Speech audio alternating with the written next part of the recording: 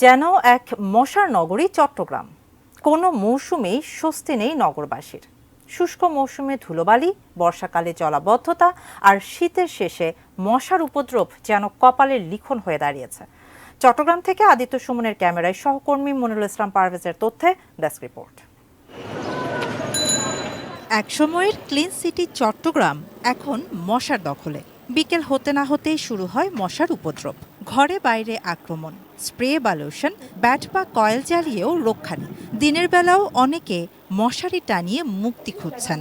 Coil দুইটা লাগাইলেও মশা যায় না, এমনকি হাত দিয়ে সাপটে ফেলানো যায়। ড্রেনের মধ্যে মানে ট্রাকে মাল এখানে ফেলতেছে, ওগুলো কোনো পরিষ্কার হচ্ছে না। মশার উপদ্রবের সাথে বাড়ছে নানা রকম রোগের প্রকোপ।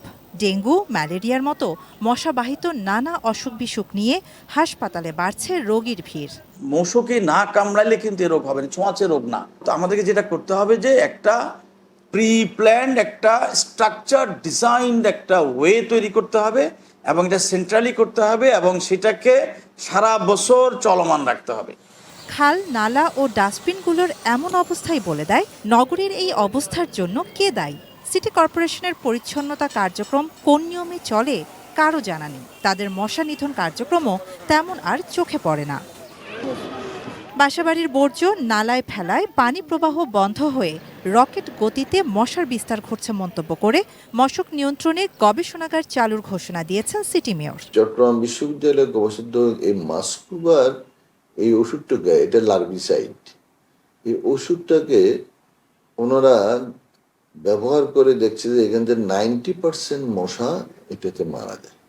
এখন আমরা কিন্তু তাদের সেই ওষুধগুলোই কিন্তু ব্যবহার করছি।